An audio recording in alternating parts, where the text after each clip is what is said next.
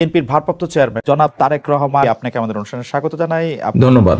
আমাদের শুভেচ্ছা এবং কৃতজ্ঞতা জানবেন। ভাঙার ঘোষণা দিয়ে ধানমন্ডি ৩২ নম্বরে হামলা, তার আগেই আপনার সহকর্মী সহযোদ্ধাও আমরা এরকম বলতে পারি ভেরিফাইড ফেসবুক আইডি থেকে পোস্ট করেছিলেন, আজ রাতে বাংলাদেশে ফেসিবাদের তীর্থভূমি মুক্ত হবে। তারেক রহমান, বিএনপি তো আসলে আমাদের পিছনে লাগছে, হ্যাঁ, আমাদেরকে শত্রু বলা শুরু করছে। এবং কিভাবে দেখেন, আওয়ামী লীগের কোন সিনিয়র নেতা কোনোদিন আমাদের নাম ধরে কোনোদিন কিছু করে, আমাদের নামে মামলা দিচ্ছে, আমাদেরকে দেশ ছাড়া করছে, কিন্তু নাম ধরে এরকম করে কিন্তু আক্রমণ করে, ওনারা নাম ধরে আক্রমণ করা শুরু করছে, হ্যাঁ। এবং এটা তো আমাদের পিছনে লেলায় দাও, আমরা তো পার্সন, ব্যক্তি বলে কুতুব দাঁড়ায় গেছে সোশ্যাল মিডিয়ায় কিছু কুতুব, ওনারা কোথায় নিয়ে যেতে চান দেশকে আমরা জানি না। ওনারা জানবেন না কেন? উনি জানবেন না কেন? আমরা জানি না মানে আমরা কোথায় নিয়ে যেতে দেশকে? আমি বলছি সবসময়, আমরা বাংলাদেশে ভারতীয় আধিপত্যবাদ চাই না, আমরা বাংলাদেশে আওয়ামী পুনর্বাসন চাই না, আমরা বাংলাদেশে একটা সাম্যের সমাজ চাই, একটা ইনসাফের রাষ্ট্র চাই। চারটা সিম্পল জিনিস আপনি জানেন না কেন? আপনারাই বাধা হয়ে দাঁড়ায় আছেন আমাদের সামনে, আমাদের স্বপ্নের সামনে, মানুষের স্বপ্নের সামনে। এবং আপনারা জানতে হবে আমরা এটা চাই। এবং আমরা আমাদের মনে করার কারণ আছে, আমাদের মনে করার ক্রেডিবল কারণ আছে যে আপনারা আওয়ামী লীগকে পুনর্বাসিত করতে চান। কেন চান সেই প্রসঙ্গে আসবো যদি আলোচনার সুযোগ থাকে। 2 নাম্বার, আপনারা ভারতের সাথে একটা নেগোসিয়েশন করেছেন, এটা আমাদের মনে করার ক্রেডিবল কারণ আছে, হ্যাঁ। এই জিনিসগুলোকে ক্লিয়ার করতে হবে আপনাদের কাছে। আপনারা যে আলাপ করেন, আপনারা সবার সাথে আলাপ করেন, অমুক রাজনৈতিক দলের সাথে আলাপ করেন, তমুক রাজনৈতিক দলের সাথে, সুশীল সমাজের সাথে আলাপ করেন, কেন আমাদের সাথে আলাপ করতে পারেন না? কেন পিনাকি ইলিয়াস কনক সারোরের সাথে কথা বলতে পারেন না? আপনারা মিটিং করতে পারেন না? করার দরকার আছে না? মানে আমরা পিপলস ভয়েস রিপ্রেজেন্ট করি না, আমাদের সাথে কথা বলেন না কেন? মানে আপনারা 31 দফা দিলেন, ধরেন 31 দফা দিলেন, 31 দফা তো এটা আপনার দলের দফা। তো আমরা তো সেই সময় তো আপনাদের সাথে এলাই ছিলাম, আমরা তো একসাথে লড়াই করতেছি, আন্দোলন করতেছি, আমাদেরকে দেখাইছেন। আমার প্রশ্ন এটা, মানে যেই নির্বাচনে আপনারা হারলেন, যেখানে আপনারা শেখ হাসিনা ক্ষমতায় আসলো প্রথম 1/11 এর পরে, ওই নির্বাচনে যেই সেট আপ ছিল প্রশাসন এবং আর্মিতে, স্পেসিফিক্যালি আর্মিতে, সেই সেট আপটা কি আরো প্রো ইন্ডিয়া হয়েছে নাকি প্রো ন্যাশনালিস্ট হয়েছে? প্রো ইন্ডিয়া হয়েছে, ঠিক তো? আরো খারাপ হয়েছে। তাহলে আপনি ওই র্যাঙ্ক এন্ড ফাইল এটাকে রেখে আপনাকে কিভাবে হারানো হয়েছে এটা আপনি বলেন দিন। আপনাকে হারানো হয়েছে কি? খুবই কেয়ারফুলি ডিজাইন করা হয়েছে, কনস্টিটিউশন ডিজাইন করা হয়েছে, এবং এটা বিএনপিরাও স্বীকার করতে বাধ্য হবে। ওই নির্বাচনে কারচুপি হয়েছে, ওই নির্বাচনে এমন ভাবে কারচুপি করা হয়েছে যেন বিএনপি একটা লজ্জাজনক হার হয় বিএনপি, হ্যাঁ। এবং এটা বিএনপিকে স্বীকার করতে হবে, আর স্বীকার যদি না করে তাহলে তো আমাদের বলার কিছু নাই, তাই না?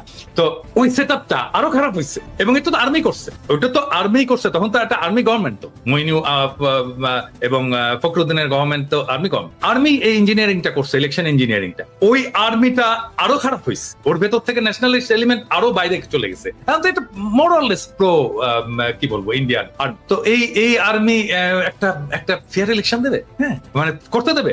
এইটা বিশ্বাস করেন সম্ভব না, করতে দেবে না, হ্যাঁ। আমরা যদি ফেয়ার ইলেকশন হয়, আমার মনে হয় যে ধরেন এটা বিএনপির এটা বিএনপির জরিপ, ব্রেইন দেখছে তো, আমরা সবাই দেখছি, ব্রেইনের জরিপে ফেয়ার ইলেকশন হইলে মানে মানুষ বলছে যে আমরা 41% বিএনপি কে দেবে, অ্যাবসলিউট মেজরিটি হয় বিএনপি। কিন্তু আরো কিছু আছে ওইখানে।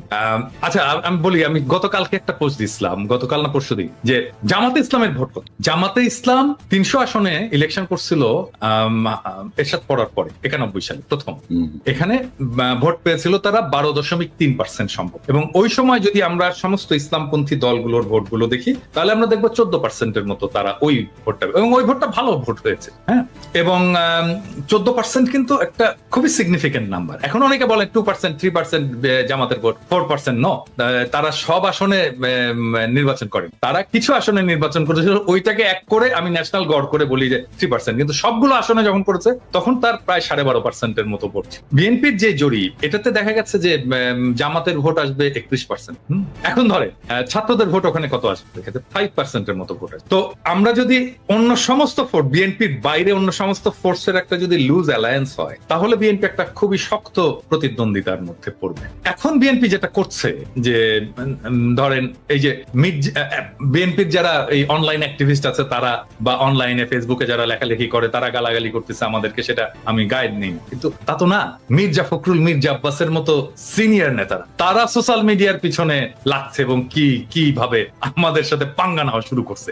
ধরেন এই পাঙ্গাটা যদি নিতে থাকে তারা কন্টিনিউয়াসলি, তাহলে তাদের অবস্থাটা কি? ধরেন সোশ্যাল মিডিয়ায় যারা কাজ করে, হ্যাঁ, যারা কাজ করছে, যারা সোশ্যাল মিডিয়া একটা ইনফ্লুয়েন্স রাখতে পারে, ছোট হোক বড় হোক, অল্প হোক বেশি হোক কম হোক, একটা তো ইনফ্লুয়েন্স আছে তো যারা রাখতে পারে, তারা যদি পুরোটা, মানে ধরা যাক, আমি এখানে ইয়ে ছাড়াই বলতেছি, কনক, আপনি, আমি, ইলিয়াস, আমরা তো কেউ অ্যান্টি বিএনপি না, আমরা তো জিয়াউর রহমান, প্রো জিয়াউর রহমান, মানে জিয়াউর রহমানকে আমাদের পলিটিক্যাল আইকন মানি, তাই না? তো আমরা তো কেউই, আমরা সবাই ন্যাশনালিস্ট, তাই না? আমরা, এবং ট্রু সেন্স, মানে মানুষ যাতে সাধারণভাবে বোঝে, আমরা তো সবাই রাইটেস্ট, তাই না? তো আমাদেরকে তো শত্রু ভাবার কোনো কারণ ছিল না বিন, আমরা তো শত্রুও না, আমরা শত্রু হতেও চাই না বিন। আমিও তো ডাক্তার, আমাকে তো দেখাইতে পারতেন যে ভাই 31 দফায় যে চিকিৎসা সংক্রান্ত যে জিনিসটা আছে দাদা একটু দেখেন তো এটা ঠিক আছে কিনা, হ্যাঁ, দেখাতে পারতেন তো। তাইলে তো আমাদের পার্টিসিপেশন থাকতো, আমরা ওন করতাম আপনার 31 দফা। কনক স্যার আপনি ওন করতেন, ইলিয়াস তুমিও ওন করতা, তো আমাদেরকে ওন করার সুযোগ দিলেন না। আমি একই জিনিস বলবো আমি জামাতকেও, জামাতকেও, মানে তারা ইন্ডিভিজুয়ালি ফোন করে। এখন আমি শিওর যে জামাতের আমি তো খুবই মাইডিয়াল লোক, সবাইকে ফোন করেন, আমাকে ফোন করে, কিন্তু এটা তো ফোন করে উনি বলেন কি আপনার শরীর কেমন আছে দাদা, বাড়ির সবাই ভালো আছে। আমি তো শফিক ভাইয়ের কাছ থেকে গেলে শুনতে চাই না, আমি শুনতে চাই পলিটিক্স, রিয়েল পলিটিক্স শুনতে চাই। হ্যাঁ, ব্যক্তিগত সম্পর্ক আপনার সাথে থাকবে, মানে আমরা যখন রাজনীতি থেকে বিদায় নেবো, অ্যাক্টিভিজম থেকে বিদায় নেবো, তখনও থাকবে আপনাদের সাথে, সেটা অসুবিধা নেই।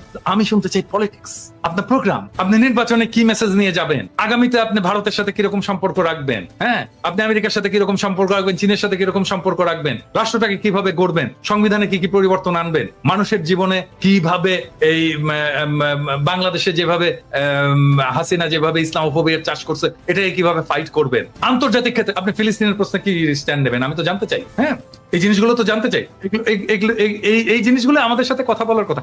আমার তো ভাই বাংলাদেশে আমার তো কোনো ফাইন্যান্সিয়াল ইন্টারেস্ট নাই, আমার কোনো ব্যবসাপাতি নাই, আমার চাকরি বাকরি নাই, তাই না? ওইখানে তো আমাদের সকলের তাই না? আমাদের চাওয়া তো একটাই, বাংলাদেশের মানুষ ভালো থাকুক, দেশটা ভালো থাকুক, দেশটা প্রোটেক্টেড থাকুক, দেশের স্বাধীনতা সার্বভৌমত্ব প্রোটেক্টেড থাকুক। এটা আমরা ওনার যে হিস্ট্রি, ওনাকে দেখাতে হবে উনি কিভাবে ব্যাংকের মালিক হয়েছেন। এই জন্য না যে উনি আমাদের বিরুদ্ধে বলছেন, নো, এটা প্রত্যেককেই দেখাতে হবে।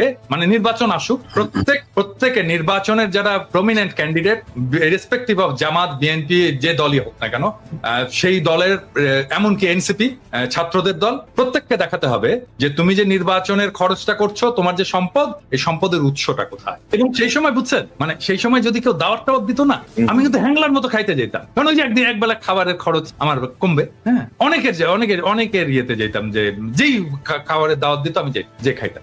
আমি যেহেতু প্রফেসর ইউনূসের সাথে কাজ করছি, সেই জন্য আমি জানি উনার ম্যানেজমেন্ট স্টাইলটা, উনি এটা করবেন না। হ্যাঁ, উনি ওনার টিমকে এভাবেই ডিল করেন আর কি। আমি কিন্তু খুবই ঘনিষ্ঠভাবে কাজ করছি, অল্প সময়, কিন্তু আমার আর্লি ক্যারিয়ারে খুবই ঘনিষ্ঠভাবে কাজ করছি। আমি ওনার পাশের রুমেই বসতাম, এবং গ্রামীণ ব্যাংকের যে হেলথ স্বাস্থ্য কর্মসূচি, সেটার আমি কোঅর্ডিনেটর ছিলাম ঢাকায়। তো আমি ওনার ম্যানেজমেন্ট স্টাইল জানি আর কি, উনি কিভাবে কাজ করে। তো সেই জন্য এটা উনি করবেন না। কিন্তু এই যতগুলো জিনিস কনক আপনি বললেন যে উনি যে হাই স্ট্যান্ডার্ড সেট করে যাচ্ছেন, এটা পলিটিক্যাল লিডারশিপ এটাকে ফলো করতে পারবে কিনা। নাম্বার 2 হচ্ছে যে উপদেষ্টা মন্ডলীর কিছু উপদেষ্টার অপদার্থতা, এটাকে উনি কিভাবে ম্যানেজ করবেন, এর সবকিছুর একটা সলিউশন আমি কিন্তু দিয়েছিলাম। আমি জানি না এটা বেশি আমি দিয়েছিলাম জন্যই বোধহয় বেশি মানুষ এটা নিয়ে আলোচনা করেনি। সেটা হচ্ছে ট্রানজিশনাল গভর্নমেন্ট, যে ট্রানজিশনাল গভর্নমেন্টে সব রাজনৈতিক দলের প্রতিনিধিত্ব থাকবে, এবং এই উপদেষ্টা পরিষদে বেস্ট পারফর্মিং উপদেষ্টারা থাকবেন। আর রাজনৈতিক দলগুলো থেকে বিভিন্নভাবে, বিএনপি হোক, জামাত হোক, এমনকি সেটা এনসিপি হোক, তারপর এবি পার্টি হোক, এমনকি নূরের দল, বাম, যারাই হোক, সবাইকে মিলে একটা নতুন মন্ত্রিসভা তৈরি করা, এবং যেই ইয়েতে উপদেষ্টা পরিষদে তারেক রহমানের অন্তর্ভুক্তি উপপ্রধান উপদেষ্টা করে। এই ট্রানজিশনাল গভর্নমেন্টের ফর্মুলাটা যদি সবাই গ্রহণ করতো, তাহলে আমাদের কিন্তু অনেক সমস্যার সমাধান হয়ে যেত। মানে ধরেন তখন তারেক রহমান প্রস্তুত হয়ে যেত, তার যে সিলসিলা, প্রফেসর ইউনূসের যে সিলসিলা, সেইটার সিলসিলাটা তারেক রহমান পরে বহন করতে পারতেন, ট্রেন্ড হতেন প্রফেসর ইউনূস কিভাবে রাষ্ট্র চালাচ্ছেন, কার সাথে কার কি সম্পর্ক, সেই সম্পর্কটাকে উনি ট্রান্সফার করে দিয়ে যেতে পারতেন তারেক রহমানের কাছে। এবং তারেক রহমানের ইমেজের যদি কোনো সময় আছে, কিছু প্রবলেম তো আছেই, ইমেজের প্রবলেম আছে, সেটা তৈরি হোক অথবা সত্য হোক, সেই ইমেজটা ক্লিন আপ হয়ে যেত এই সময়ের মধ্যে। ওনার নেতৃত্বের গুণাবলী বিকশিত হতো এবং আমি অপদার্থ উপদেষ্টাদেরকে বের করে দিতে পারতাম। বিএনপিরও যারা মন্ত্রী হতে চায়, যারা ক্ষমতায় আসতে চায়, তারাও ক্ষমতার স্টেক পেলো, ভাগ পেলো, তারা ক্ষমতায় এসে তাদের কাজ দেখাতে পারলো যে তারা কেমন ইয়ে করবে। আবার আরেক দিক থেকে দায়টা কিন্তু পুরোপুরি প্রফেসর ইউনূসের, বিএনপি কে নিতে হচ্ছে না। কিন্তু যদি এটা ফেলও করে তাহলে দায়টা প্রফেসর ইউনূসেরই থাকে। এইভাবে এই পুরো প্রবলেমটাকে সলভ করা যায়। এবং এটা যদি বিএনপি চায়, এটা আসলে মূল স্টেক তো এটা বিএনপি কে মানতে হবে। বিএনপি যদি চায় আমি এটাকে ফ্যাসিলিটেট করতে পারি অন্যান্য সব পার্টির সাথে, এমনকি প্রফেসর ইউনূসের সরকারের সাথেও ফ্যাসিলিটেট করে এটাকে যেন রূপ দেওয়া যায়, সেই চেষ্টা আমি করতে পারি। বাইরের একজন লোক লাগে, আমি ভলান্টিয়ার করলাম, আমার চেয়ে অনেক যোগ্য লোক আছে, তারাও করতে পারে। কিন্তু যেহেতু আমি এটা আইডিয়াটা কনসিভ করেছিলাম, সেই জন্য আমি যদি এটার সাথে যুক্ত থাকি, আমি মনে হয় যে এটাকে ফ্যাসিলিটেট করতে পারবো, আমি সবাইকে সবার সুবিধাগুলো বুঝিয়ে দিতে পারবো। আমরা অনেকদিন আগে থেকেই বলে আসতেছি যে গ্লোবাল ইকোনমির সেন্টারটা শিফট হয়ে যাবে চায়নাতে, মানে আমাদের অঞ্চলে। এবং আমাদের প্রক্সিমিটির কারণে চায়নার এই গ্রোথ এবং এই গ্লোবাল ইকোনমির লিডারশিপের সুবিধা নিয়ে আমরা আমাদের অর্থনীতিকে নতুন করে গড়ে তুলতে পারি এবং আমরা চীনের সাথে সাথে আমাদের গ্রোথটাকে অ্যাডভান্স করতে পারি। সেজন্য চীনের সাথে আমাদের খুবই ভালো একটা সম্পর্ক, অর্থনৈতিক, রাজনৈতিক, বাণিজ্যিক সম্পর্ক, সামাজিক সম্পর্ক এবং পিপল টু পিপল যে সম্পর্ক, সেটাকে আমরা গড়ে তুলতে পারি। এবং সেই জন্য আমি বাংলাদেশের তরুণদেরকে আজ থেকেই বলি যে, যেমন ধরেন আমাদের আগের জেনারেশন যেটা ভুল করেছে আর কি, সেটা হচ্ছে ইংরেজি না জানা। ইংরেজি থেকে দূরে থাকার কারণে আমরা গ্লোবাল কমিউনিটির সাথে সেভাবে মিশতে পারিনি। এবং এখন যে সুযোগটা আসছে, আমাদের চাইনিজ জানতে হবে। মানে আমাদের না জানলেও চলবে চাইনিজ, কিন্তু আমাদের পরের যারা প্রজন্ম তাদেরকে চাইনিজ জানতে হবে, ম্যান্ডারিন জানতে হবে, ভালো চাইনিজ জানতে হবে, যদি আমাদের সত্যিকার অর্থেই এই ইকোনমিক গ্রোথের সাথে আমাদেরকে এক পার যেতে হয়। এটা হচ্ছে নাম্বার 1 ইস্যু। নাম্বার 2 ইস্যু হচ্ছে যে পৃথিবী আর আগের হিসাবে তো আর চলবে না। মানে ধরেন এই 70 দশকের আগের হিসাবে চলবে না। এখন গ্লোবাল ইকোনমি এবং পলিটিক্স এর সেন্টার অনেকগুলো জায়গায় হবে। আমেরিকার অর্থনৈতিক কর্তৃত্ব কমবে, কিন্তু স্টিল তার পলিটিক্যাল কর্তৃত্বটা থাকবে গ্লোবালি। আমাদের আমেরিকার সাথে একটা সম্পর্ক রাখতে হবে লং টার্মে, এবং সেটা কিভাবে রাখা যায় সেটা নিয়ে আমি একটা ভিডিও করেছি, যে কৃষিভিত্তিক যে সমস্ত রাজ্যগুলো আছে তার সাথে আমাদের বাণিজ্য বাড়ানো। এবং এটা যদি বাড়ে তাহলে আমাদের ট্যারিফ এমনিতেই কমবে। হ্যাঁ, আমি তখনও জানতাম না যে ট্যারিফ ইম্পোজ হচ্ছে। তো এটা যেদিন ট্যারিফ ইম্পোজ হলো তার 2 দিন আগে বোধহয় আমি করেছিলাম। তো আমাদের যদি আমদানি বাড়ে আমেরিকা থেকে, আমাদের ট্যারিফ, রেসিপ্রোকাল ট্যারিফ এমনিতেই কমে যায়। এটা নাম্বার 1। আর নাম্বার 2 হচ্ছে যে, এটা মাঝে মাঝে বলি আর কি, যে আমার পেশার একটা গুরুত্বপূর্ণ অংশ হচ্ছে প্রবলেম সলভিং। মানে আমি যে কাজটা করি, সমস্যার সমাধান করা আর কি। সেই জন্য আমি আমার এপিসোড গুলোতে খুব অনেক প্রবলেমের খুব মানে out of the box solution দিই। এবং এই ট্যারিফ বাড়ানোর ফলে আমাদের সামনে একটা ইউনিক অপরচুনিটি তৈরি হয়েছে। আমি এইখানে এটা বলতে চাচ্ছি না কারণ এই জন্য না যে চাই না, সেটা না। আমি একটা এপিসোড করেছি কারণ এটা এক্সপ্লেন করতে হবে যে আসলে কি করা যায় এবং কি করলে এই প্রবলেমটাকে আমি অপরচুনিটিতে শিফট করতে পারি। মানে বিজনেসে আমরা যা করি আর যে